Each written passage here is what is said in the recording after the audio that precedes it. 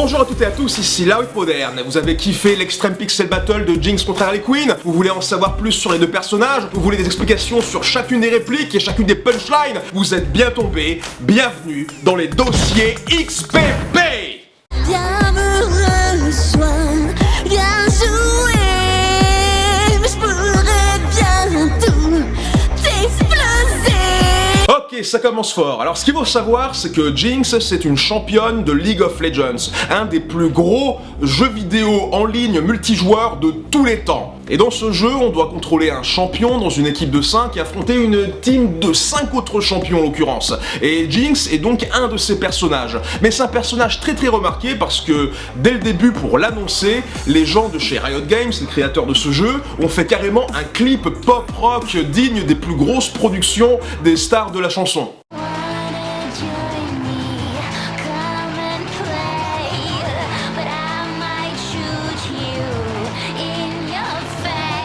Voilà, et vous avez remarqué donc le premier couplet, ça fait donc Wanna join me, come and play. Et du coup, parallèle en français, petite traduction d'adaptation personnelle, viens me rejoindre, viens jouer. Ah, j'ai une voix de sirène, mais Ulysse ne me résiste pas.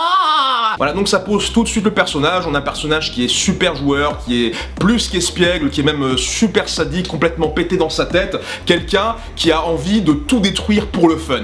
Je suis un as, je fais un nez, je te laisse au cœur poupée. C'est pas la reine de cœur du Joker, on va décavaler.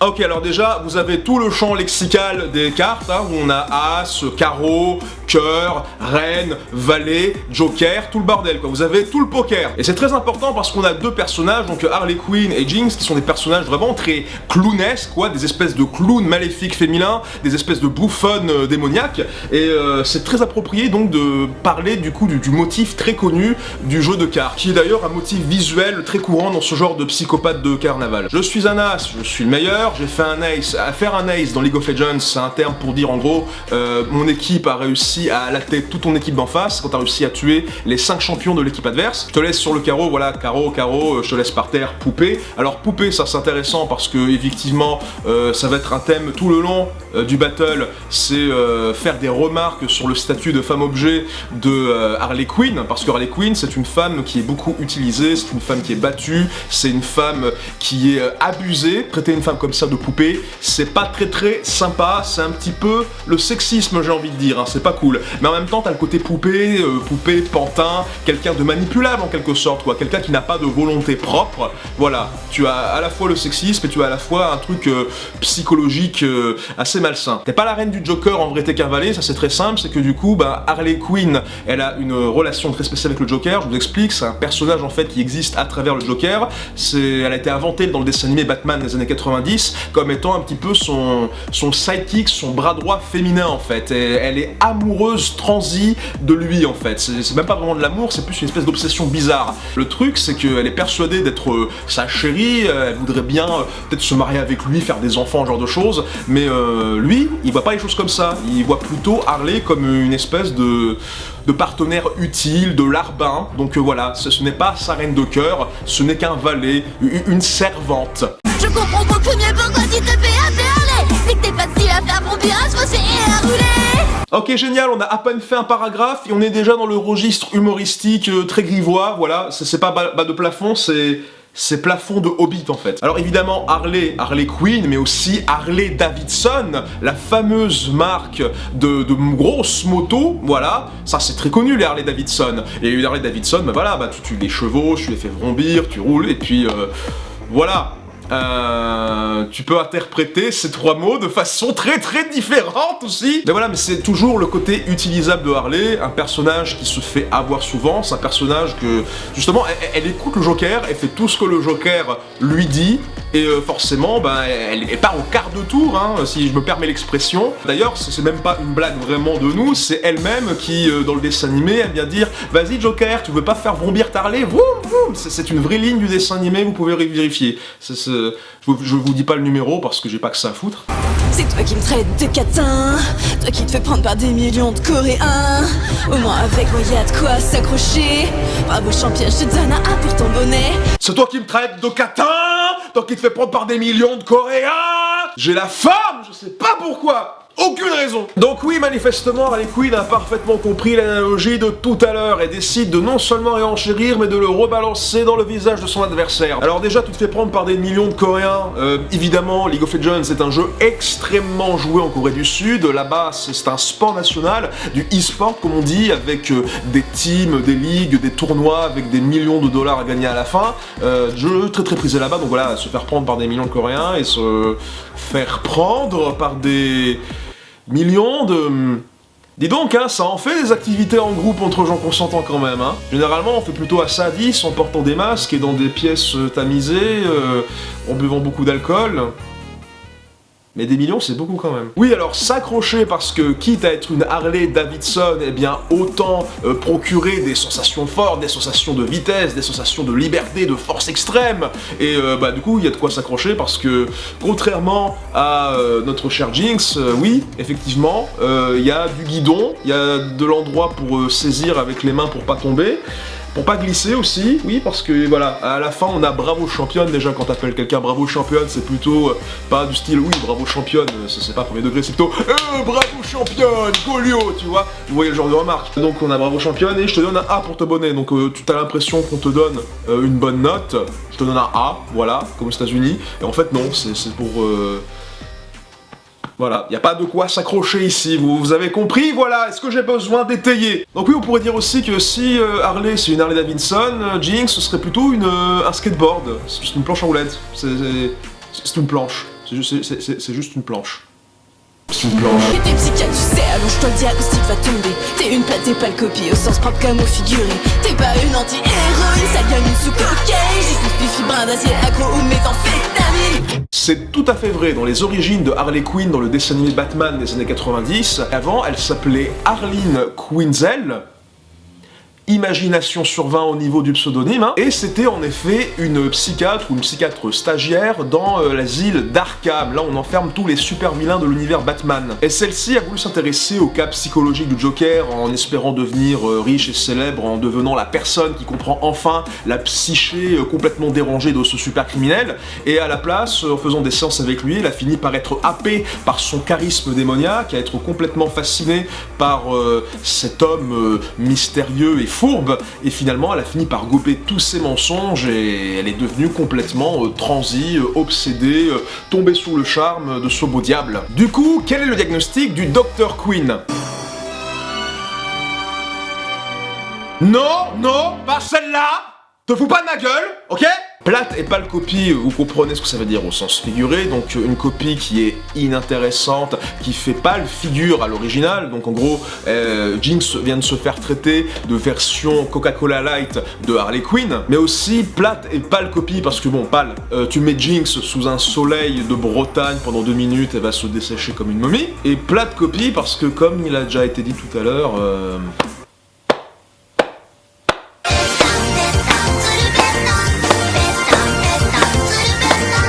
vient ensuite le combo héroïne, cocaïne, méthamphétamine. Oui, parce qu'on est dans un rap battle entre gangsters, donc je pense que c'était obligatoire de faire ce genre de référence. Anti-héroïne, parce que oui, Jinx a beau être un personnage central, un personnage principal en quelque sorte, ce n'est pas quelqu'un de vertueux ou de gentil, donc voilà, c'est une anti-héroïne, mais même ça, tu vois, Harley lui refuse ce statut. C'est même pas une anti-héroïne, c'est même pas une championne, c'est même pas un personnage intéressant, elle est rien, quoi. C'est juste une gamine sous cocaïne, juste une mioche de 10 ans, dans sa tête en tout cas, une gamine mal grandie qui a juste sniffé trop de sucre en poudre et se met à tirer partout de façon aléatoire pour rien. Du coup, on passe de gamine à Fifi brin d'acier sous méthamphétamine, parce que ma théorie personnelle, quand je vois le design de Jinx, ça me fait penser à une Fifi brin d'acier qui a pris trop de crystal meth et qui du coup a mal grandi et s'est retrouvée clochard dans les caniveaux, devenant complètement folle. C'est une théorie que je pense très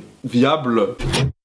Sans doute tes couilles, t'as dit quoi, poisquet? Le seul thème de Batman, t'as dû remixer chez les Hype. Puisque c'est ta son pire ennemi, qu'elle doit tout son salut. Mais tu ne devrais pas t'acharner sur une femme battue. Oui, Jinx a dit lol, on l'a rendu très très gamine dans ce battle, mais c'est pour le fun, et parce qu'on était obligé de faire la blague, étant donné que League of Legends sont diminutifs, ben ça fait lol justement. Donc vous, on a fait une Jinx qui fait genre ah lol, j'en ai rien à foutre de ce que tu racontes. Et là, à ce moment-là, Jinx s'adresse à Poiscaille. Qui est Poiscaille? C'est son bazooka à tête de requin.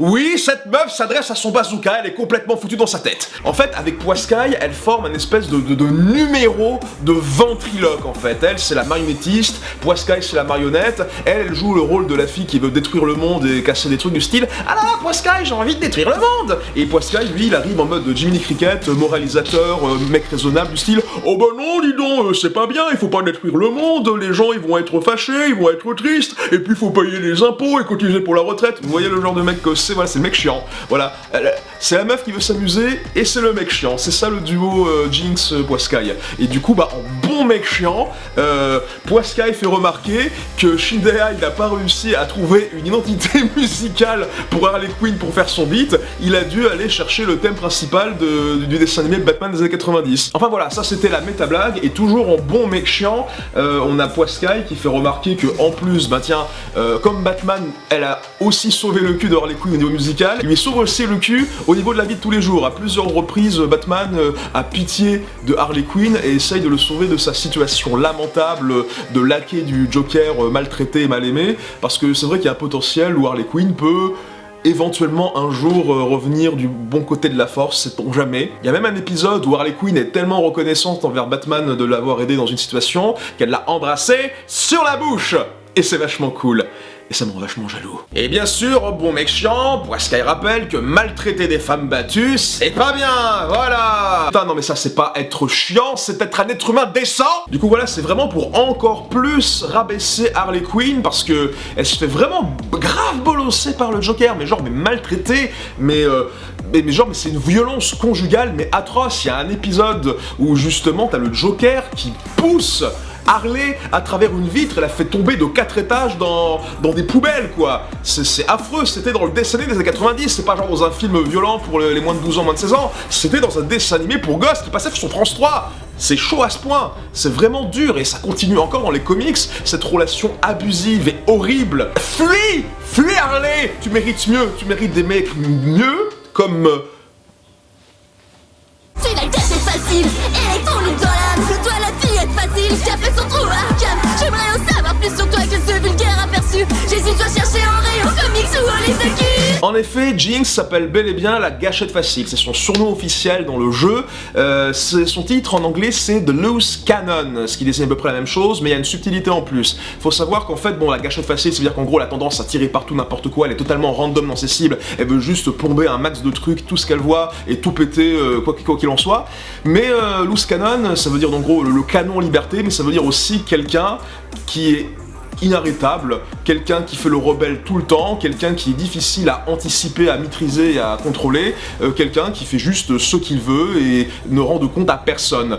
C'est vraiment l'esprit totalement anarchiste, chaotique de Jinx qui est représenté à travers ce surnom à double sens. Et comme il n'y avait pas cette subtilité dans Gâchette facile dans la version française, on a rajouté le fait que ça soit un électron libre, parce que du coup c'est l'adaptation la plus proche de Loose Cannon qu'on a pu trouver dans ces circonstances. Et c'est amusant parce que là où Jinx se fait rarement, si ce n'est jamais choper dans le monde de League of Legends pour ses crimes, Harley Quinn par contre, elle s'est fait choper tellement de fois ainsi que le Joker que limite ils ont fait leur nid à Arkham, quoi, ils ont creusé leur trou dedans, d'où la punchline. Et maintenant c'est là qu'on passe à l'aspect fillette facile. Quand on parle du moment dans vulgaire aperçu, je dois chercher Orion Comics ou livre de cul, c'est vraiment pour dire que Harley Quinn dernièrement, il y a une polémique là-dessus qui dit qu'elle a tendance à être beaucoup trop mise en avant pour ses attributs sexuels plutôt que pour sa personnalité ou ses autres qualités intrinsèques. Ça fait vraiment beaucoup débat, il y a beaucoup de discussions houleuses là-dessus, et il fallait faire référence à ça aussi dans ce rap battle, c'était important. Mais du coup, c'est là que les choses commencent à être intéressantes, c'est qu'il y a quand même une volonté de la part de Jinx de vouloir connaître la vraie Harley, qui est-elle vraiment derrière ces nichons mis en avant dans des affiches de films comme Suicide Squad ou dans des couvertures de comics comme celles comme ceux qu'on trouve en ce moment. Oh non, à côté de je m'agresse. Il a un nerf à la main.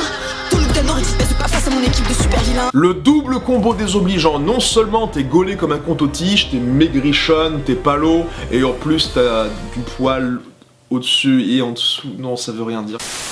Mais en plus de ça, tu te trimbales avec des jouets ridicules, quoi. En gros, elle compare son putain d'arsenal de fou furieux à des jouets nerfs, quoi. Des trucs qui balancent des petites fléchettes en plastique. C'est vraiment pour se foutre de la gueule et ridiculiser le côté bonjour, je compense quelque chose avec mon bazooka et mon minigun rose. Bon, après, moi je voulais pas mettre coton-tige à la base, je voulais mettre ficello parce que je trouve que Jinx elle est vraiment gaulée comme un ficello. Mais on m'a dit que les gens n'auraient pas compris. Seul un enfant des années 90 aurait saisi la subtilité de cette blague magnifique. Double sens, tu pèses pas parce que t'es légère techniquement.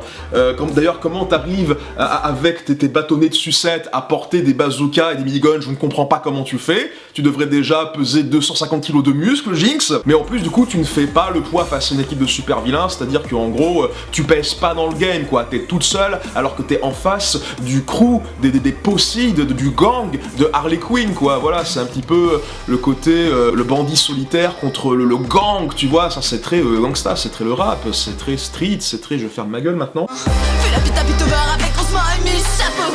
Putain, j'ai la terreur avec mon putain de gros marteau. Piltover, c'est un petit peu le turf, le territoire de Jinx, c'est la grande ville où se fait mes actions. C'est un petit peu, en fait, le seul endroit technologiquement super avancé par rapport au reste du monde de League of Legends. C'est pour ça que du coup, t'as une meuf avec un minigun et un bazooka, alors que tout le reste du cast, c'est des magiciens et des lutins. Mais dans cette ville, Jinx a des némésis, il s'agit des deux plus grandes représentantes des forces de l'ordre de Piltover, à savoir Vi et Caitlyn, surnommées affectueusement et sournoisement par Jinx, Grosse Main et Miss Chapeau. On pourrait voir un petit peu l'interaction Jinx et Vi Caitlyn comme un petit peu entre le Joker et Batman et Robin, tu vois, donc parallèle intéressant qui se fait là, j'aime bien. Et pendant que Jinx fait la pitre à Piltover, donc voilà, allitération c'est très bien, donc elle fait la pitre à Piltover avec Grosse Main et Miss Chapeau, ce qui fait qu'en gros elle fait des trucs pas crédibles parce que faut vraiment jouer au chat et à la souris avec des personnages au nom aussi ridicules et se faire appeler un bandit, non c'est pas correct, c'est pas, tu n'es pas crédible, tu n'as pas de street cred. Et bien pendant ce temps-là, Harley Quinn, elle est dans une vraie ville avec des vrais criminels vraiment méchants, avec des vrais héros, il se passe des vrais trucs,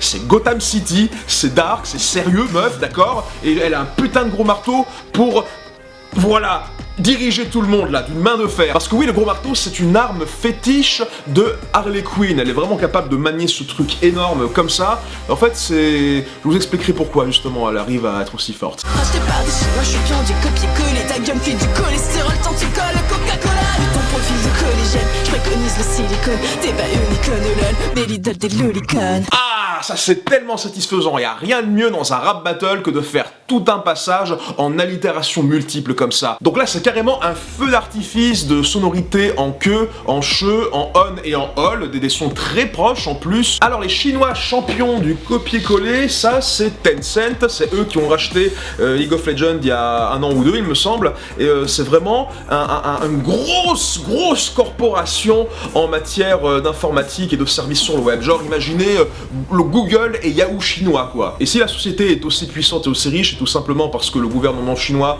privilégiait carrément les entreprises chinoises et a fait des embargos multiples pendant très longtemps sur tout ce qui est électronique, internet et ce genre de trucs de la part des pays étrangers. Du coup, tout ce que Tencent, la société en question, avait à faire, c'est de copier ce qui se faisait en Occident et le vendre que aux Chinois parce que les Chinois ils avaient rien d'autre de toute façon. Voilà.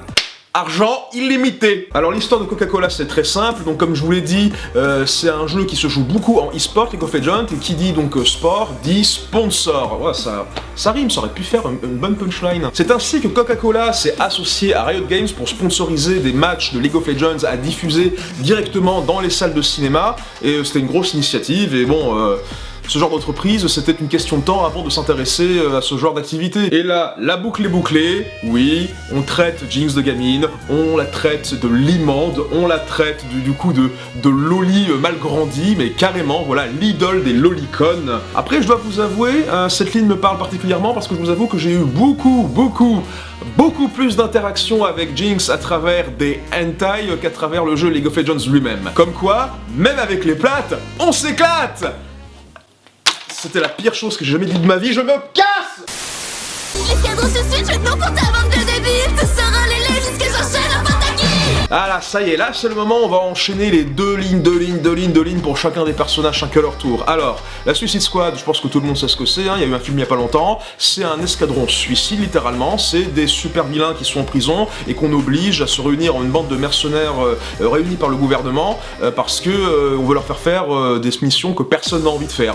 Et s'ils s'exécutent pas, ben ils meurent. Voilà. Du coup, ça fait une bande de joyeux larrons extrêmement motivés, des purs winners très heureux de la vie. Le coup de Lemming, c'est très simple, c'est basé sur une légende urbaine comme quoi il y a un petit rongeur qui s'appelle le Lemming qui est tellement nul en termes d'instinct de survie qu'ils viennent tous se suicider en masse, se tuer accidentellement en se jetant de falaise pour tomber dans la mer. Évidemment, c'est des histoires, c'est des conneries, mais c'est tellement ancré dans l'imagination collective que quand tu veux désigner un groupe de personnes qui marchent bêtement avec un sourire idiot vers leur mort certaine, bah tu les appelles des Lemmings. Du coup, ça a inspiré toute une saga de jeux vidéo, tu dois aider des petits lutins à se débrouiller sinon ils meurent comme des cons, d'où le gag visuel. Voilà, et évidemment, il fallait faire une référence au pentakill parce que c'est vachement important. Le pentakill, en gros, c'est le plus gros exploit que tu peux faire dans League of Legends. C'est quand tu arrives à tuer 5 champions adverses en un laps de temps très réduit. Donc en gros, Jinx, elle est vraiment sérieuse, elle va vraiment faire un putain de carton chez les Suicide Squad, c'est ça qu'elle veut dire. Accroche-toi à ta vie si tu veux pas finir en victime. Tu fais ton anarchisme mais tu vaux rien sans une bonne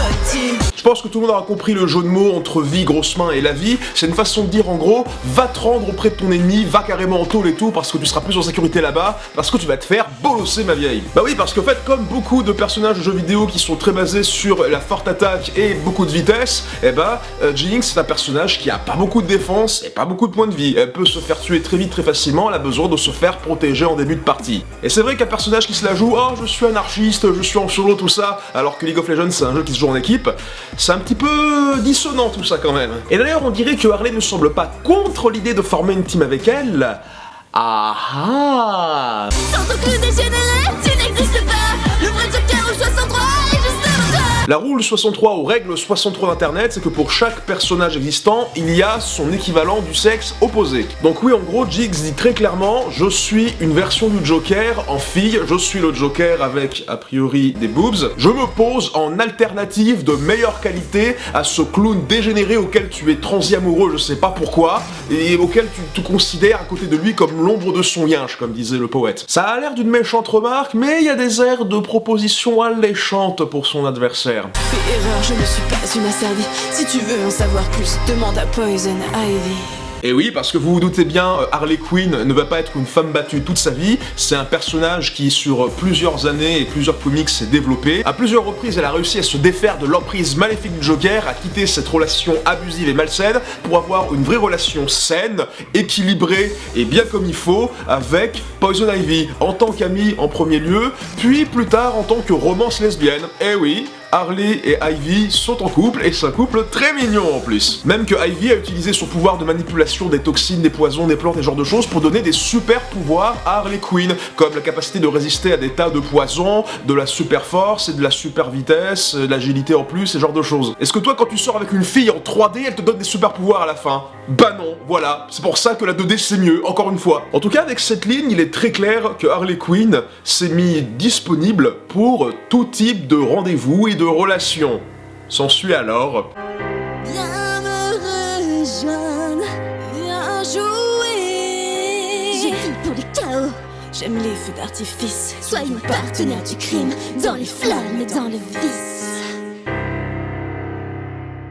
Voilà, donc si vous connaissez quelqu'un qui milite pour la manif pour tous, je vous conseille tout de suite de lui partager ce battle. Ça risque d'être très marrant. Et voilà, je vous ai expliqué le battle de A à Z, tous les tenants et aboutissants. Maintenant, l'univers de Harley Quinn et de Jinx n'ont plus aucun secret pour vous. N'hésitez pas à faire savoir si ce genre de vidéo d'explication vous a plu à travers un pouce bleu ou dans les commentaires. Et n'hésitez pas à vous abonner à VoxMakers Plus pour ne plus rater d'autres vidéos du même genre. Sur ce, je vais décéder. Adieu!